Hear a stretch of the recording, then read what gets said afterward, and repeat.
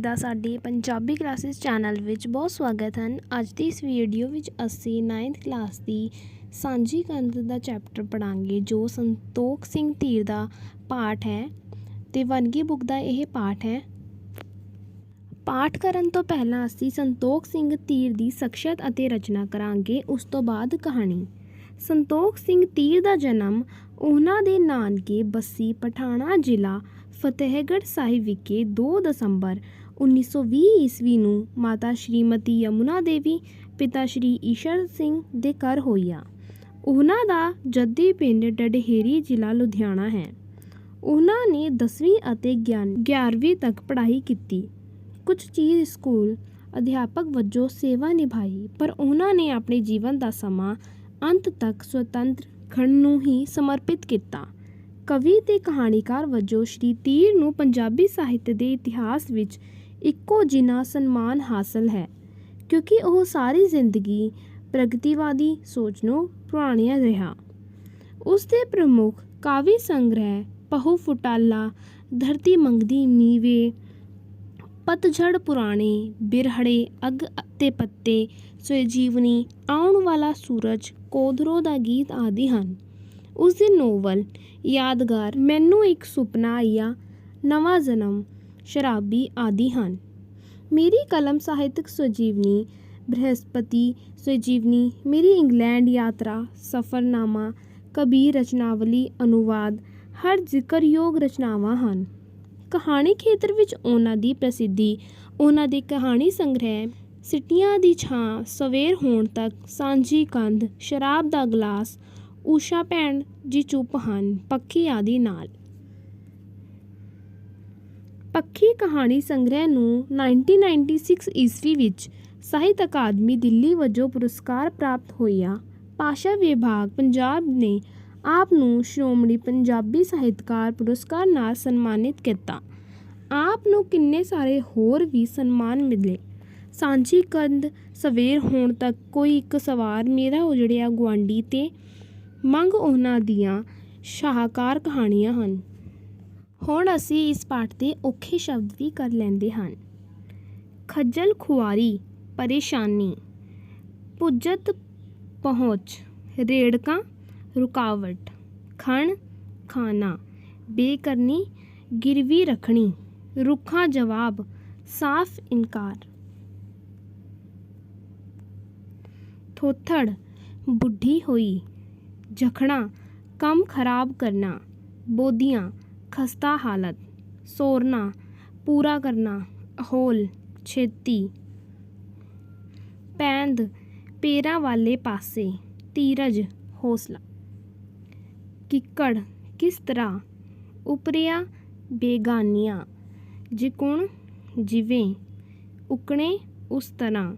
ਕੰਧੋੜੀ, ਛੋਟੀ ਤੇ ਕੱਚੀ ਕੰਧ, ਤਾੜ, ਛਿੜਕਣਾ।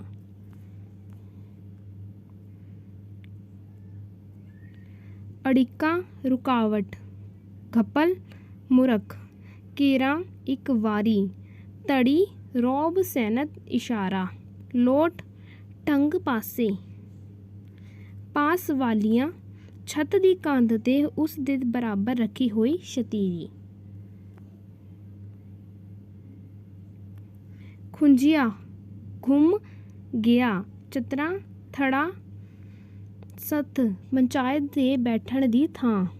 ਅੜ ਫੁੱਟਣੀ, ਜਿੱਦ ਕਰਨੀ, ਰੁੱਖ ਛਾਣੀਆਂ, ਗੱਲਾਂ ਕੱਢਣੀਆਂ। ਪਾਟ, ਪਾੜ, ਸੀੜ, ਪਕੜ। ਖੇਚਲ, ਯਤਨ, ਤੀਹਾ, ਸਰੀਰ, ਦੋਖੀ, ਦੁਸ਼ਮਣ, ਨਾਬਲ, ਇਨਕਾਰੀ, ਦਲਾਨ, ਵੱਡਾ ਕਮਰਾ। ਹੁਣ ਅਸੀਂ ਆਪਣੀ ਕਹਾਣੀ ਸਟਾਰਟ ਕਰ ਲੈਂਦੇ ਹਨ। ਸਾਂਝੀ ਕੰਧ। ਸਾਂਝੀ ਕੰਧ ਕਹਾਣੀ ਸੰਤੋਖ ਸਿੰਘ ਦੀਆਂ ਉਗਾਈਆਂ ਕਹਾਣੀਆਂ ਵਿੱਚੋਂ ਇੱਕ ਹੈ। ਇਹ ਕਹਾਣੀ ਇੱਕ ਪੇਂਡੂ ਪਰਿਵਾਰ ਦੇ 2 ਭਰਾਵਾਂ ਕਪੂਰ ਸਿੰਘ ਤੇ ਦਰਬਾਰਾ ਸਿੰਘ ਦੇ ਗਿਰਦ ਘੁੰਮਦੀ ਰਹਿੰਦੀ ਹੈ। ਪਿਛਲੇ ਵਰ੍ਹੇ ਦੀਆਂ ਵਧੇਰੇ ਬਾਰਿਸ਼ਾਂ ਵਿੱਚ ਕਪੂਰ ਸਿੰਘ ਦਾ ਘਰ ਢਹਿ ਗਿਆ ਸੀ। ਉਸ ਨੂੰ ਸਰਕਾਰ ਵੱਲੋਂ ਕਰਜ਼ਾ ਨਾ ਮਿਲਿਆ। ਉਹ 2 ਵਿਗੇ ਜ਼ਮੀਨ ਗਹਿਣੇ ਰੱਖ ਕੇ ਮਕਾਨ ਬਣਾਉਣ ਦੇ ਲਾਇਕ ਹੋ ਗਿਆ ਸੀ, ਪਰ ਖੱਬੀ ਕੰਧ ਉਸਦੇ ਭਰਾ ਦਰਬਾਰੇ ਨਾਲ ਸਾਂਝੀ ਸੀ। ਕਾ ਕੰਧ ਖਸਤਾ ਹਾਲਤ ਵਿੱਚ ਸੀ। ਸੱਜੇ ਪਾਸੇ ਦੀ ਕੰਧ ਚਾਚੀ ਰਾਮ ਕੌਰ ਨਾਲ ਤੇ ਪਿਛਲੀ ਚੰਨਣ ਸਿੰਘ ਚੀਨੀਏ ਨਾਲ ਸਾਂਝੀ ਸੀ। ਉਹਨਾਂ ਨੇ ਅੱਧ ਦੇਣਾ ਮੰਗ ਲਿਆ।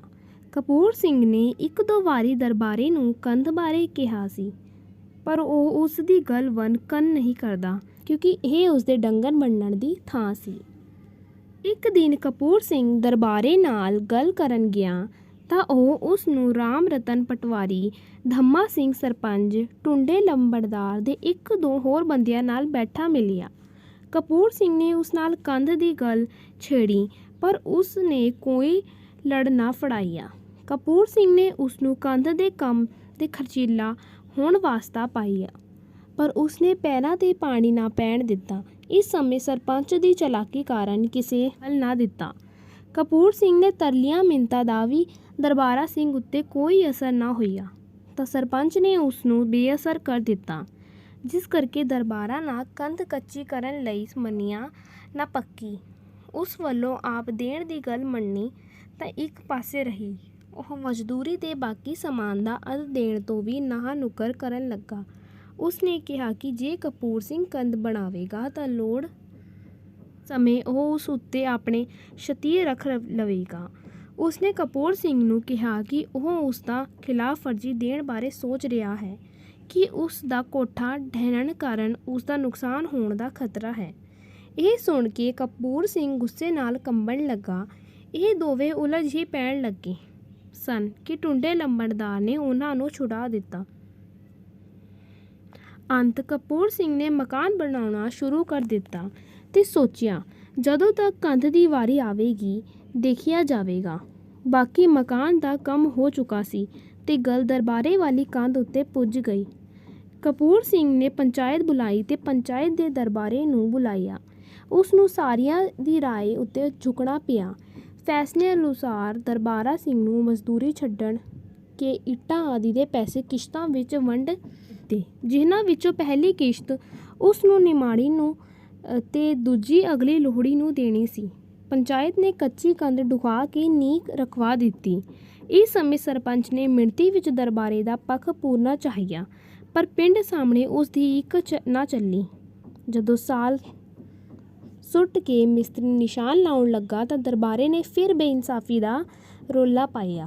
ਗੱਲ ਵਧਣ ਨਾਲ ਕਪੂਰ ਸਿੰਘ ਦਾ ਭਰਾ ਗੰਧਾਲੀ ਤੇ ਦਰਬਾਰੇ ਦਾ ਭਤੀਜਾ ਗੰਡਾਂਸੀ ਕੱਢ ਲਿਆਇਆ। ਦਰਬਾਰੇ ਦੀ ਲਾਠੀ ਨਾਲ ਕਪੂਰ ਸਿੰਘ ਨੇ ਸਿਰ ਵਿੱਚੋਂ, ਕਪੂਰ ਸਿੰਘ ਦੀ ਗੰਧਾਲੀ ਨਾਲ ਦਰਬਾਰੇ ਨੇ ਪੁੜਪੁੜੀ ਵਿੱਚੋਂ ਲਹੂ ਵਗਣ ਲੱਗਾ। ਕੁਝ ਲੋਕਾਂ ਨੇ ਉਹਨਾਂ ਨੂੰ ਛੁਡਾਇਆ ਤਾਂ ਦੋਵੇਂ ਧਿਰਾਂ ਔਰਤਾਂ ਗਾਲੋ ਗਾਲੀ ਕਰਨ ਲੱਗ ਪਈਆਂ।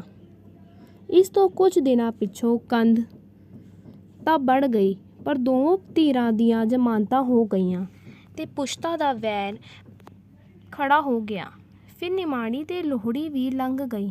ਦਰਬਾਰੇ ਨੇ ਕਪੂਰ ਸਿੰਘ ਨੂੰ ਕੋਈ ਪੈਸਾ ਨਾ ਦਿੱਤਾ, ਕਿਉਂਕਿ ਪੰਚਾਇਤ ਵਿੱਚ ਬੈਠ ਕੇ ਲਿਖਤ ਹੋਈ ਸੀ, ਇਸ ਲਈ ਮੁਕਰ ਹੋ ਸਕਦਾ ਨਹੀਂ ਸੀ। ਇੱਕ ਦਿਨ ਚਾਚੀ ਰਾਮ ਕੌਰ ਨੇ ਕਪੂਰ ਸਿੰਘ ਨੂੰ ਦੱਸਿਆ ਕਿ ਦਰਬਾਰਾ 15 ਦਿਨਾਂ ਤੋਂ ਨਿਮੋਨੀਏ ਨਾਲ ਮੰਜੇ 'ਤੇ ਪਿਆ ਹੋਇਆ ਹੈ। ਉਹ ਪੈਸਿਆਂ ਦੀ ਤੰਗੀ ਕਾਰਨ ਆਪਣਾ ਇਲਾਜ ਨਹੀਂ ਕਰਵਾ ਸਕਦਾ। ਇਹ ਸੁਣ ਕੇ ਝਕਦਾ ਕਪੂਰ ਸਿੰਘ ਦਰਬਾਰੇ ਦੇ ਘਰ ਪੁੱਜਿਆ। ਉਹ ਦਰਬਾਰੇ ਦੀ ਸੁੱਕੇ ਪਿੰਜਰ ਹੋਏ ਸਰੀਰ, ਕਾਲੇ ਹੋਏ ਰੰਗ ਤੇ ਪਸੀਆਂ ਅੱਖਾਂ ਦੇ ਵੇਖ ਕੇ ਹੈਰਾਨ ਪਰੇਸ਼ਾਨ ਹੋ ਗਿਆ। ਉਹ ਮੰਜੇ ਦੀ ਬਾਹੀਂ ਉੱਤੇ ਬੈਠ ਗਿਆ। ਉਸ ਨੇ ਪੁੱਛਣ ਤੇ ਕਪੂਰ ਸਿੰਘ ਨੂੰ ਪਤਾ ਲੱਗਿਆ ਕਿ ਉਸ ਦਾ ਇਲਾਜ ਕੋਈ ਨਹੀਂ ਸੀ ਹੋ ਰਿਹਾ, ਸਗੋਂ ਘਰ ਦਾ ਉਹੜ ਪੋਹੜ ਹੀ ਚੱਲ ਰਿਹਾ ਹੈ। ਉਸ ਦੇ ਘਰ ਦੀ ਹਾਲਤ ਚੰਗੀ ਤਰ੍ਹਾਂ ਜਾਣਦਾ ਸੀ। ਉਸਨੇ 10 ਰੁਪਏ ਦਰਬਾਰੇ ਦੀ ਜੇਬ ਵਿੱਚ ਪਾ ਕੇ ਕਿਹਾ ਕਿ ਉਹ ਮੰਡੀ ਜਾ ਕੇ ਡਾਕਟਰ ਭੇਜੇਗਾ। ਦਰਬਾਰੇ ਨੇ ਕਿਹਾ ਕਿ ਉਸਨੇ ਤਾਂ ਪਹਿਲਾਂ ਹੀ ਉਸਦੇ ਪੈਸੇ ਦੇਣੇ ਹਨ। ਕਪੂਰ ਸਿੰਘ ਨੇ ਕਿਹਾ ਕਿ ਉਹ ਤਕੜਾ ਹੋਵੇ, ਪਰ ਪੈਸਿਆਂ ਦੀ ਫਿਕਰ ਉੱਕਾ ਨਾ ਕਰੇ। ਇਸ ਸਮੇਂ ਭਤੀਜੇ ਦਰਬਾਰੇ ਨੇ ਦੱਸਿਆ ਕਿ ਉਸ ਨੂੰ ਸਰਪੰਚ ਐਵੇਂ ਚੁੱਕਦਾ ਰਿਹਾ। ਵੈਸੇ ਉਹ ਉਸ ਦਾ ਦੁਖੀ ਨਹੀਂ ਸੀ। ਦਰਬਾਰੇ ਨੇ ਹਾੜ ਮਹੀਨੇ ਆਪਣੀ ਧੀ ਬੰਸੋ ਨੂੰ ਵਿਆਹ ਦੇਣ ਦੀ ਗੱਲ ਕੀਤੀ। ਕਪੂਰ ਸਿੰਘ ਨੇ ਕਿਹਾ ਕਿ ਉਹ ਵਿਆਹ ਵਿੱਚ ਆਵੇਗਾ। ਇਸ ਸਮੇਂ ਦੋਵੇਂ ਇੱਕ ਦੂਜੇ ਨਾਲ ਇੰਨਾ ਮੋਹ ਪ੍ਰਗਟ ਕਰ ਰਹੇ ਸਨ ਕਿ ਦੋਵਾਂ ਦੀਆਂ ਅੱਖਾਂ ਵਿੱਚੋਂ ਅੰਗਰੂ ਵਗਣ ਲੱਗ ਪਈਆਂ। वीडियो चंगी लगी होनी है तो वीडियो नू लाइक करना ते वध तो वध शेयर करना, कमेंट करना ते इस चैनल नू सबसक्राइब करना। धन्यवाद।